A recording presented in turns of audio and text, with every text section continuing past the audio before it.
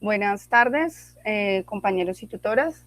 Bueno, vamos a ver las perspectivas del pensamiento sociológico latinoamericano y hacer también como un pequeño resumen final sobre lo que fue el pensamiento o la construcción de ese pensamiento social latinoamericano en los últimos 2 siglos, prácticamente pues el siglo XX y una parte del siglo XXI.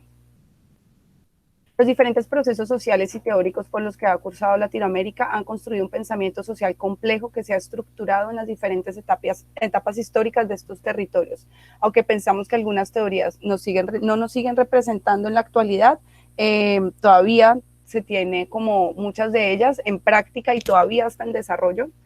Eh, el neoliberalismo y el capitalismo absoluto y otras distintas formas de dominación siguen absorbiendo nuestros recursos naturales e identidad, incrementando la desigualdad social que siempre ha sido motivo de lucha, revolución y resistencia en los diferentes pueblos latinoamericanos. Somos una raza construida somos una raza construida de diferencias, colonizadas de inicio a fin, pero con un sentimiento auténtico de solidaridad y unidad, que es lo que realmente nos hace únicos como latinoamericanos. Vamos a dar inicio a las teorías con la primera teoría que vamos a estudiar, que es la teoría estructuralista desarrollada de la CEPAL. Nace en 1947 con ánimo de generar investigación para el desarrollo económico de Latinoamérica, donde también se habla entre de estos como sus más específicos temas es la centralidad y la periferia, donde la centralidad son todos estos países ya desarrollados, que son los que producen bienes, servicios industrializados, y de los de periferia, como los países subdesarrollados, como Colombia, Chile y otros pues, países latinoamericanos, que lo único que hacen es producir materia prima. Entonces, nosotros siempre hemos sido como esa fuente de materia prima para que los países desarrollados sigan como en su crecimiento económico, mientras nosotros en vez de aumentar mejorar o tener un desarrollo más óptimo, lo que hemos hecho ahí es seguir como estancado y como a la sombra de estos países.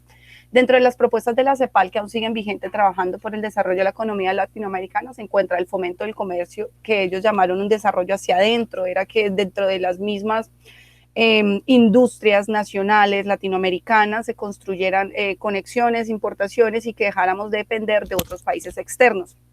El desarrollo de la industrialización en los países periféricos buscaba la reducción de la pobreza y la desigualdad, rompiendo con las estructuras de exportación impuestas por los países centrales, estímulos y subsidios para la industria nacional. Entonces lo que ellos proponían también era eso, que las empresas nacionales tuvieran ciertos beneficios para que se pudiese construir ese modelo de desarrollo tecnológico e industrial en nuestro territorio. Luego de eso nace la teoría de la dependencia, nace a partir de la década de los 60 tras el debate de la crisis estructuralista, donde se propone crear plataformas de inversión de capitales extranjeros de manera coherente con la realidad que afrontaban nuestros países latinoamericanos, como la situación de las exportaciones y también el control de las tasas monetarias. Como sabemos, siempre hemos dependido económicamente del valor del dólar. Todo lo medimos con lo que dependemos del valor del dólar para nuestro comercio, hasta para nuestro comercio interno. Generación de estrategias nacionales para la situación de importaciones. Exactamente pasaba lo mismo, mientras que deliberadamente los países de centralidad podían enviarnos para nosotros nuestras tasas de interés o tasas de taxes, de impuestos para poder exportar son muchísimas más altas en algunos lugares. Entonces eso generó también un desequilibrio que no podía, no dejaba un punto medio para que nosotros pudiéramos tener un desarrollo económico eficiente. La dependencia de los países de periferia frente al desarrollo de las economías de los países centrales. Como siempre andamos ahí como un límite de lo que ellos nos votan o nos dejan ser. La desigualdad y la superexplotación de las industrias extranjeras, porque fuera de esto también ya empezaron a ponerse pues, estructuras de industrialización extranjera dentro de nuestros territorios. Tras esto llega la teoría de la liberación. Bueno, en medio de todo esto, los años 60 representa un gran movimientos y diferentes teorías que se empezaron a construir, que dieron las bases para la construcción de este pensamiento latinoamericano. Esta teoría nace en la conferencia episcopal que se desarrolló en Medellín en el año 1968, donde se construye una participación del Vaticano y el movimiento religioso sobre la acción o la praxis en los territorios bajo la palabra de Dios. El movimiento hace un llamado a entender la realidad del pobre y otros factores, la liberación de la realidad de miseria, buscando acabar con la pobreza y a favor de la libertad y la vida, el reconocimiento de la dignidad humana como hijos de Dios.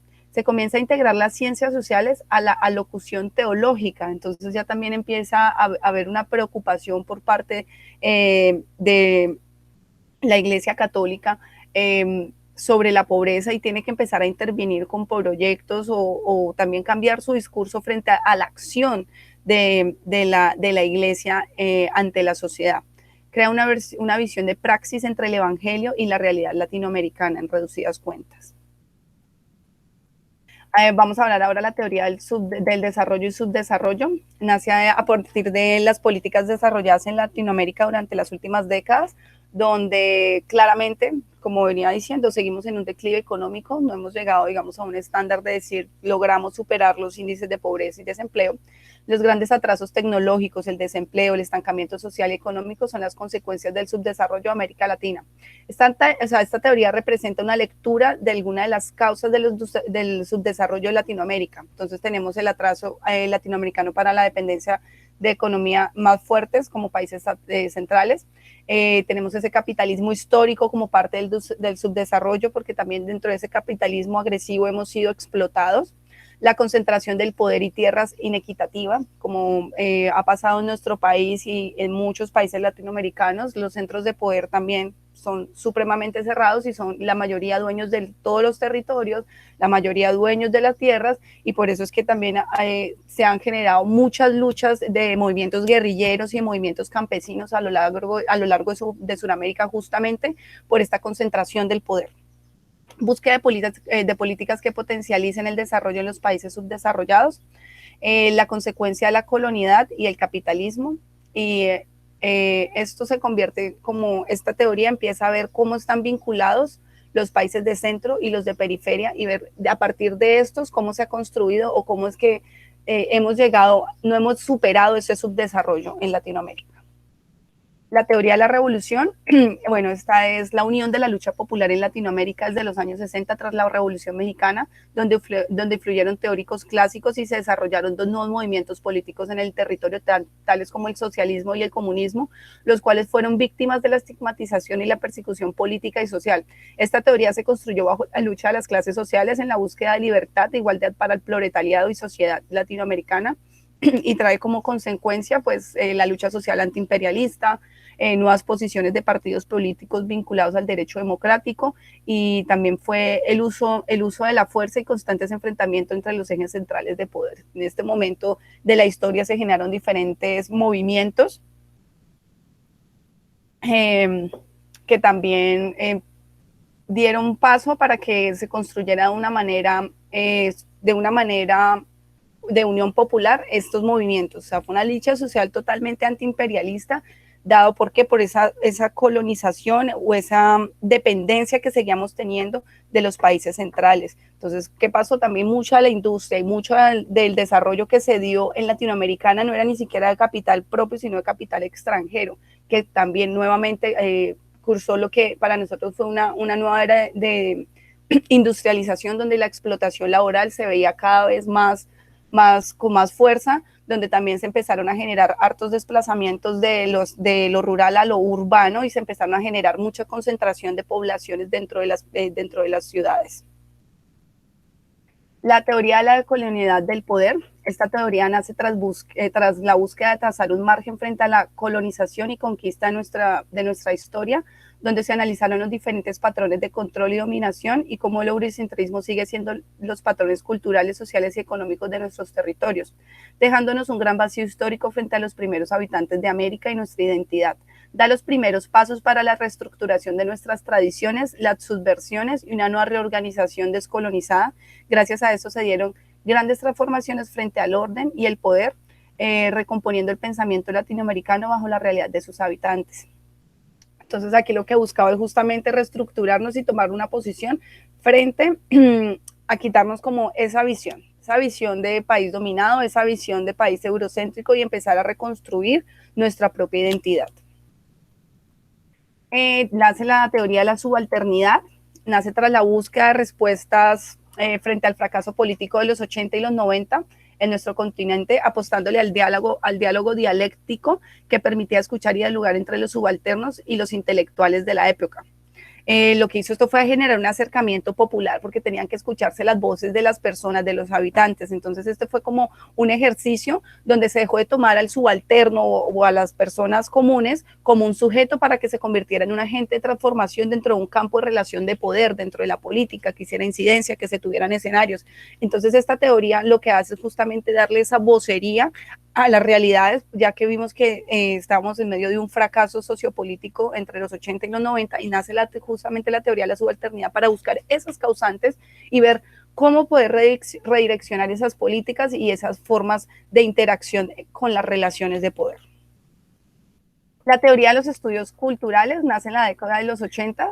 La cultura se mantiene como conjugada en la vida cotidiana, en las formaciones sociales, en cuanto productora de significados. Es capaz de reproducir, enfrentar e incluso transformar las estructuras de poder existentes. Con esta teoría se mantiene con esta teoría la cultura se mantiene como conjugada en la vida cotidiana, en las formaciones sociales.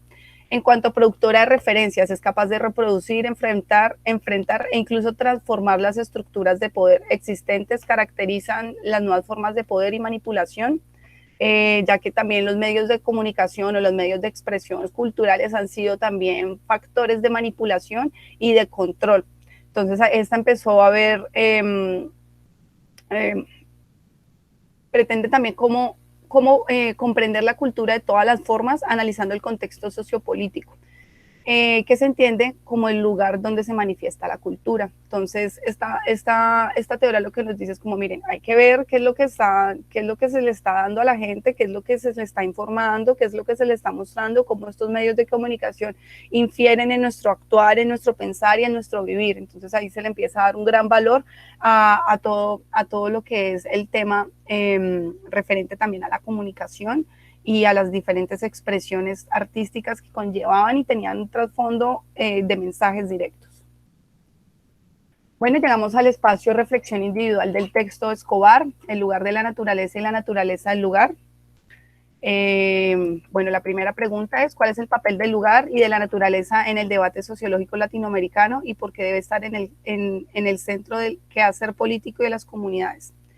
Debido a la diversidad de territorios y subculturas en Latinoamérica, el papel del lugar es muy significante, debido a que las condiciones de cada territorio, contexto y realidades es tan diversa que resulta fundamental contemplar la construcción desde lo local, sin perder el enfoque del proceso de construcción histórica que ha tenido cada territorio. La naturaleza como primer proveedor de recursos hace parte del específico que construye el lugar. Por esto es fundamental mantener un equilibrio de los circuitos biofísicos, humano y supernatural que caracterizan cada territorio y donde la ecología y la intervención de las comunidades en la construcción del ejercicio político podrán salvaguardar su identidad, economía y ecosistemas de una manera alterna a la hegemonía capitalista que se presenta como el único modelo global. Entonces aquí vemos cómo el lugar y la naturaleza tienen que estar en el centro del quehacer también de esas acciones políticas que se pretenden desarrollar. El lugar es supremamente importante y que las personas adopten ese término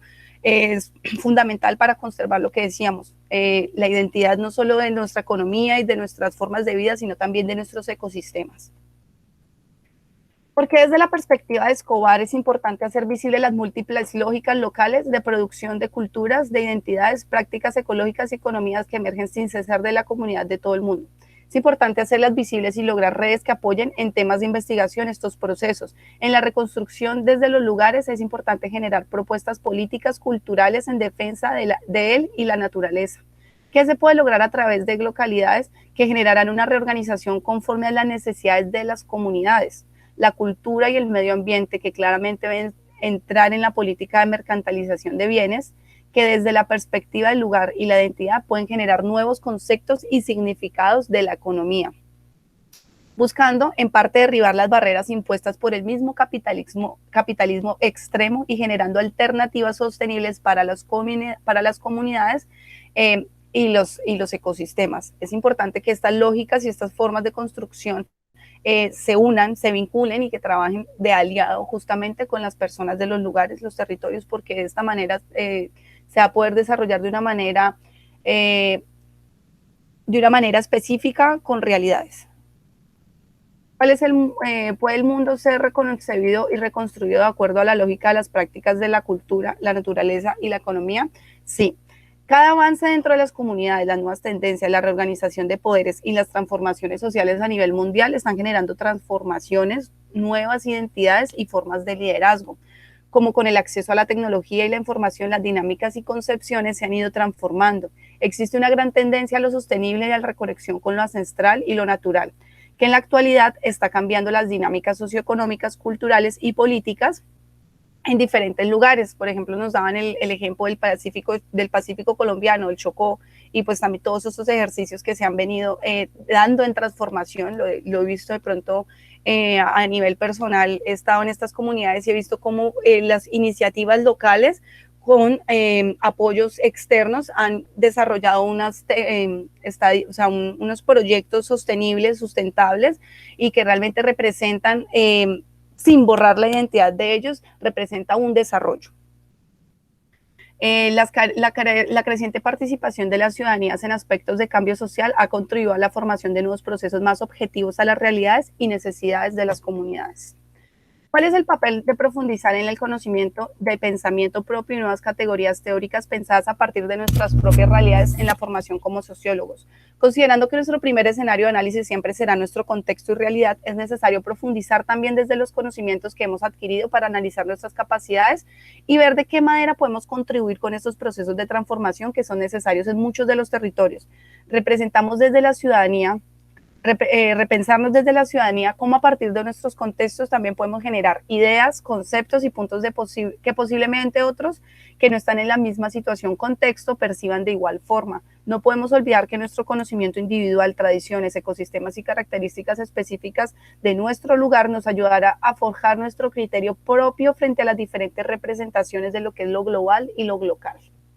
Entonces, como sociólogos tenemos que empezar a ver, a dimensionar desde nuestra lógica, desde nuestro vivir, también esa construcción de un pensamiento propio. La reconstrucción de identidad y la unión popular son los elementos fundamentales para la transformación social de nuestro territorio latinoamericano. Hoy Colombia vive un estallido social que ha tenido como consecuencia una masacre ciudadana en las principales urbes del país. Nos encontramos nuevamente en un momento crítico para la estabilidad social, económica y emocional de todos los colombianos. Estamos cansados de la desigualdad, hegemonía política y corrupción de los representantes políticos de nuestro país. Para finalizar, quiero compartir un texto escrito por un compañero de acá del municipio de Rivera y me gustaría compartirlo como parte de esta intervención. La reivindicación de la protesta. Nuestros antiguos pensadores consideraron que el humano era un animal salvaje y que por lo tanto debía establecer un tipo de contrato social en el que todos estuvieran de acuerdo en cumplir, para el beneficio común y de esta forma alejarnos de la barbarie. Fue así, entonces, como surgió el Estado y la ley. Nadie podía estar por encima de ellos, era el límite en el que todo individuo debería medirse y ser consciente de que allí no podría cruzarse. Quien lo hiciera estaría violando el contrato establecido. Sin embargo, ¿qué sucede cuando desde el mismo Estado y la ley surge la barbarie y el salvajismo? ¿Cómo reaccionar cuando desde allí se violenta todo lo que se supone defienden? ¿Qué pensar del Estado y la ley cuando ellos mismos se convierten en el monstruo que tenía que por objetivo erradicar? La humanidad siempre ha estado asediada por voluntades que quieren imponer su visión del mundo a todos, a los demás individuos. No conciben otras posibles. Hacen lo que tengan que hacer para mantener su poder sobre los otros. Hacen del mundo nuestro único lugar de vida, una tierra en la que la libertad, la justicia y la fraternidad son apenas proyecciones oníricas. En Colombia, nuestro país, han hecho eso. Han creado un Estado y una ley, que en lugar de proporcionar bienestar social para todos sus habitantes, han ofrecido desesperanza y dolor. Basta con revisar nuestra historia y constatar que han hecho de una tierra bella, un país desolado por la guerra, el hambre, la desigualdad, la corrupción y la injusticia. Y son ellos, los de arriba, los principales culpables. Son ellos los responsables de nuestra crisis social, pues fueron ellos y solamente ellos quienes se hicieron elegir con el pretexto de que nos alejarían de la barbarie y el salvajismo. Por eso tenemos derecho a protestar. Creemos que por naturaleza histórica tenemos el derecho a rebelarnos. Ante tanto crimen, tanto abuso cometido por el Estado y la ley, la reivindicación de la protesta es hoy el propósito fundamental de la lucha del pueblo colombiano. Tenemos derecho a decir basta ya, estuvo bueno. Tenemos derecho a expresar un no por respuesta frente a las injusticias cometidas por quienes ostentan el poder por más de 200 años en nuestra tierra. Hoy estamos dispuestos a utilizar nuestros medios de inteligencia y las fuerzas que se nos proporcionan. Hoy, por medio de la protesta, nuestra acción política para expresar la inconformidad que sentimos por lo que han hecho con nuestra tierra. Hoy protestamos, hoy protestar es nuestra mejor arma para decirle al Estado tiránico y a la ley impune que no nos doblegaremos, que somos una buena peste que lo va a infectar todo, porque el cambio social de Colombia es imparable, porque hoy, por más pelados que maten y más chicas que abusen, no nos detendremos, porque cuando vengan a decirnos que entremos en cordura, que nos rindamos, les contestaremos siempre con el ejemplo del poeta nicaragüense José Coronel Utrecho, que se rinda su madre. Muchas gracias.